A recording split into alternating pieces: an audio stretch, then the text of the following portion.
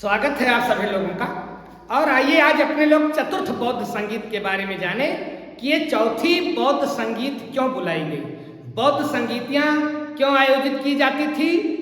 अपने लोगों ने पहले 3 बौद्ध संगीत के बारे में पढ़ लिया है। बौद्ध संगीतियाँ कब बुलाई जाती थी? देखिए, संगीत का आशय हुआ सम्मेलन, और सम्मेलन को इंग्लिश में कहते हैं मीटिंग। तो ये मीटिंग कब होती है? घर में, समाज में, देश में मीटिंग कब की जाती है? जब कोई नया काम करना हो तब मीटिंग की जाती है, या फिर कोई समस्या आ गई हो, उस समस्या का समाधान करना हो तब पंचायत होती है। गांव में पंचायत पहले के जमाने में कब बुलाई जाती थी? या तो 2 ग्रुप के बीच में पटकी पटका हो गई हो, मतलब कोई समस्या आ गई हो तब पंचायत, या फिर गांव का कोई विकास करना हो तब पंचायत। तो ठीक उसी प्रकार से जैसे गांव में पंचायत समस्या उत्पन्न होने पर या फिर गांव में कोई नया काम करने पर पंचायतें आयोजित की जाती थी, ठीक उसी प्रकार से ये बौद्ध संगीतियाँ क्यों आयोजित की जाती थी? ये बौद्ध संगीतियाँ भी बौद्ध धर्म के प्रचार के लिए, भगवान बुद्ध के विचारों को पूरी दुनिया में फैलाने के लिए, या फिर बौद्ध भिक्षुओं में जो आपस में मतभेद हो गए थे उसको सुलझाने के लिए बौद्ध संगीतियां बुलाई जाती थी। बौद्ध भिक्षु आपस में काफी मतभेद करने लगे थे इस बीच, और जब चतुर्थ बौद्ध संगीत आई तब तो बौद्ध धर्म के भिक्षुओं के बीच में जो मतभेद था ना, वो खुलकर सामने आ गया था। तो इन्हीं सब समस्याओं के समाधान के लिए चतुर्थ बौद्ध संगीत बुलाई गई कि कैसे भगवान बुद्ध के विचारों को पूरी दुनिया में फैलाया जाए सरल करके। और ये जो बौद्ध भिक्षु जो विद्वान तो थे लेकिन लड़ाई झगड़े से मतभेद से बचे नहीं थे, इनके मतभेदों को दूर करने के लिए, सुलझाने के लिए क्या बुलाई गई? चतुर्थ बौद्ध संगीत। अब ये चतुर्थ बौद्ध संगीत कब आयोजित की गई? पहला तो ये हम लोग देख लें कि कब बुलाई गई है। तो भैया, चतुर्थ बौद्ध संगीत 72वीं ईस्वी में बुलाई गई। कब? 72 ईस्वी में, या आप कह सकते हो कि प्रथम शताब्दी में, क्योंकि प्रथम शताब्दी मतलब कब से कब का समय? शताब्दी जानते हो? शताब्दी मतलब 100 साल के समय को क्या बोलते हैं? शताब्दी। 100 साल के समय को शताब्दी। तो 1 साल से लेकर के 100 साल तक प्रथम शताब्दी। तो प्रथम शताब्दी के किस सन में?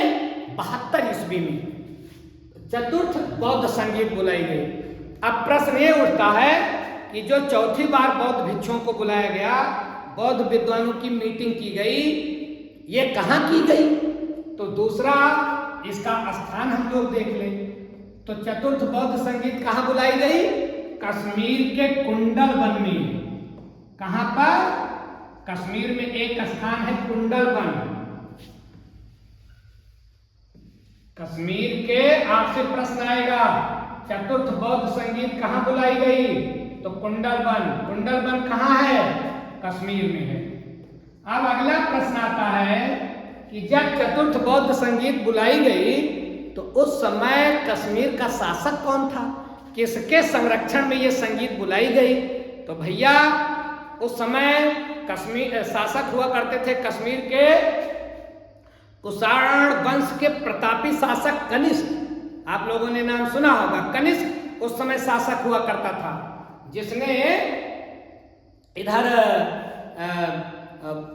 पूर्वी भारत बिहार राज्य को जीत लिया था, और यहीं से बिहार, मगध ये सब जीत करके वो यहीं से एक विद्वान लेकर के गया था जिसका नाम था अश्वघोष। देखिए, जो कुशल राजा होते हैं वो किसी राज्य को जब लूटते हैं, जीतते हैं, तो वहां का सोना चांदी नहीं लूटते, वहां के धन संपत्ति नहीं लूटते, ये पता करते हैं कि यहाँ विद्वान कौन है। तो चूंकि कनिष्क एक विद्वान राजा था, तो उसने साकेत से किसको उठा लिया? अश्वघोष को। अश्वघोष बहुत बड़े संस्कृत के विद्वान थे और राजा कनिष्क के ये दरबारी कवि भी बने। तो उस समय जब ये मीटिंग हुई चौथी, तो उस समय कौन राजा हुआ करता था? कनिष्क। किसके संरक्षण में हुई चतुर्थ बौद्ध संगीत? कनिष्क के संरक्षण में। और कनिष्क किस वंश के राजा थे? कुषाण वंश। कभी कभी आपसे आता है प्रश्न कि चतुर्थ बौद्ध संगीत में किस वंश का शासन था? चतुर्थ बौद्ध संगीत के समय किस वंश का शासक था? तो किस वंश का शासक था? कुषाण वंश का। नाम क्या था? कनिष्क। अब अगला प्रश्न आता है कि जब ये बौद्ध संगीत हुई, तो हम लोगों ने पहले भी चर्चा की है कि जब ये बौद्ध संगीत होती है, बौद्ध विद्वानों की मीटिंग होती है, सम्मेलन होता है, तो उसका कोई अध्यक्ष होता है। तो इसका अध्यक्ष कौन बनाया गया? इसका अध्यक्ष बनाया गया वसुमित्र। नाम याद रखिएगा, वसुमित्र बहुत बड़ा विद्वान था। और ये ऐसी मीटिंग थी, मतलब चतुर्थ बौद्ध संगीत एक ऐसी संगीत थी जिसके उपाध्यक्ष भी बनाए गए। तो उपाध्यक्ष कौन थे? इसके उपाध्यक्ष थे अश्वघोष। अश्वघोष, जैसा कि मैंने अभी आपको बताया, इनको कौन लेकर के गया था? राजा कनिष्क, बहुत बड़े संस्कृत के विद्वान, कनिष्क के दरबारी कवि। और आपने एक पुस्तक का नाम सुना होगा, बुद्ध चरितम। नाम सुना है? बुद्ध चरितम। ये भी आपसे पूछ लेता है। बुद्ध चरितम के लेखक अश्वघोष, याद रखिएगा। इन्होंने भगवान बुद्ध के चरित्र पर संस्कृत में एक ग्रंथ लिखा जिसका नाम रखा इन्होंने बुद्ध चरितम। बुद्ध चरितम के कवि अश्वघोष। बुद्ध चरितम के कवि अश्वघोष। कनिष्क के दरबारी कवि अश्वघोष। कनिष्क के दरबारी कवि अश्वघोष, याद रखिएगा। चतुर्थ बौद्ध संगीत के समय के शासक कनिष्क, चतुर्थ बौद्ध संगीत के अध्यक्ष वसुमित्र, चतुर्थ बौद्ध संगीत के उपाध्यक्ष अश्वघोष। इतनी बात याद हो गई। अब आइए अपने लोग देखें कि चतुर्थ बौद्ध संगीत में कितने भिक्षु आए थे, भिक्षु की संख्या। तो भैया चतुर्थ बौद्ध संगीत में लगभग 500 भिक्षु आए थे। इन 500 भिक्षुओं ने चतुर्थ बौद्ध संगीत का जो है समायोजन किया था। अब ये तो हुई कि बौद्ध संगीत कब हुई, कहाँ हुई, किसके संरक्षण में हुई, किसकी अध्यक्षता में हुई। अब आइए अपने लोग देखें कि चतुर्थ बौद्ध संगीत में क्या हुआ। भाई कोई भी मीटिंग होती है तो उसका कोई उद्देश्य होता है ना, मैंने पहले ही आपको बताया। अब ये जब चतुर्थ बौद्ध संगीत आयोजित की गई तो उस समय तक बौद्ध धर्म में पूरी तरह से दरार आ चुकी थी। 2 धड़ों में बंट गया था बौद्ध धर्म। तो आइए देखें कि क्या किया गया।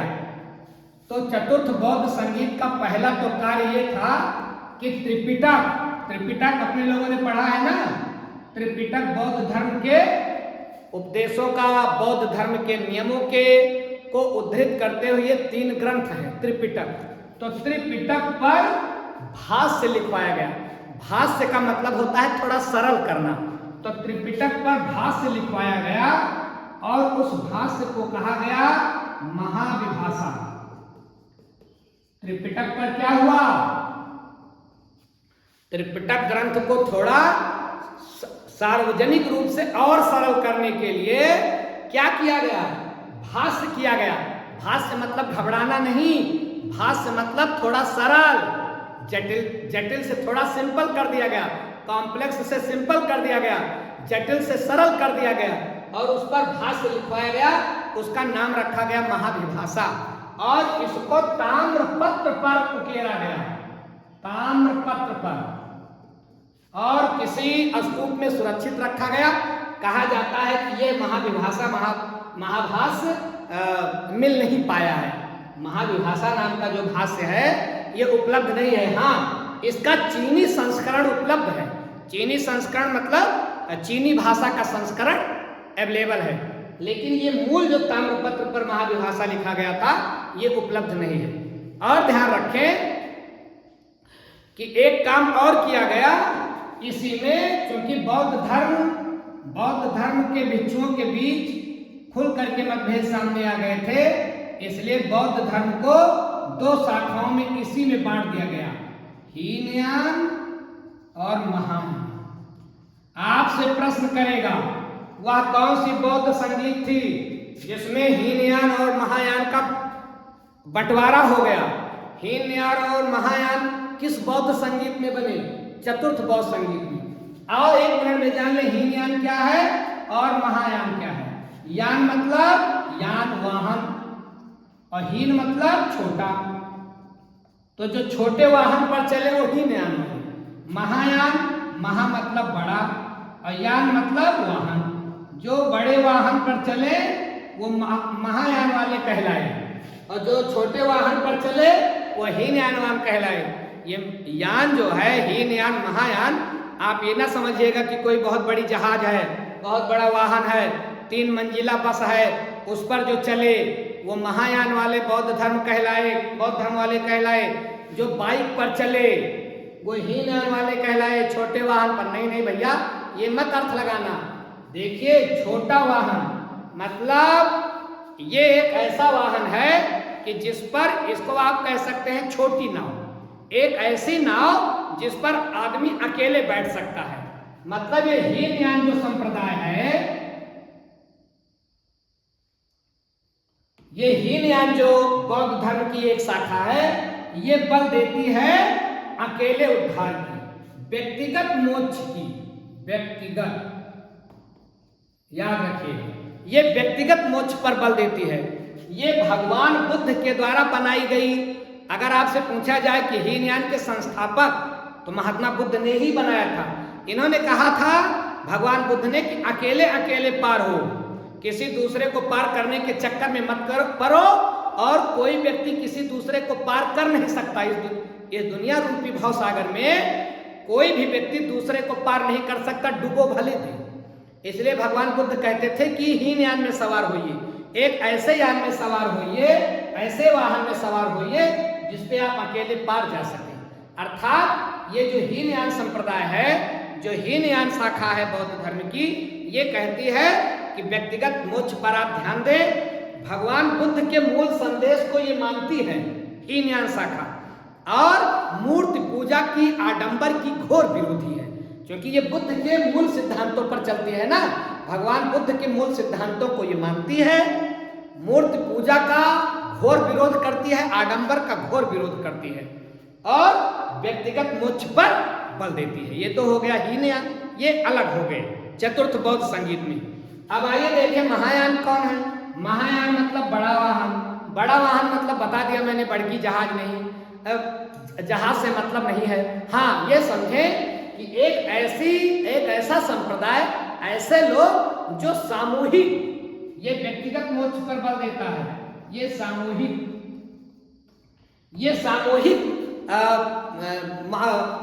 सामूहिक मोक्ष पर ये बल देता है, ये संप्रदाय महायान। अब इसमें भगवान बुद्ध को, इसमें तो भगवान बुद्ध को केवल एक महान व्यक्तित्व माना गया, इसमें भगवान बुद्ध को अवतार माना गया, और ये माना गया कि अगर भगवान बुद्ध की पूजा लोग करें तो भवसागर से बहुत लोग पार हो सकते हैं। मतलब इसमें यह बताया गया कि भगवान बुद्ध एक अवतार है। इसमें बताया गया भगवान बुद्ध कोई अवतार नहीं है, केवल एक महान व्यक्तित्व है। तो इस तरह से ये दो शाखाएं बट गई, हीनयान और महायान। किस संगीत में? चतुर्थ बौद्ध संगीत में। तो मुझे लगता है आप इस चतुर्थ बौद्ध संगीत को समझे होंगे। ऐसी ही जानकारियों के साथ आगे भी मिलेंगे।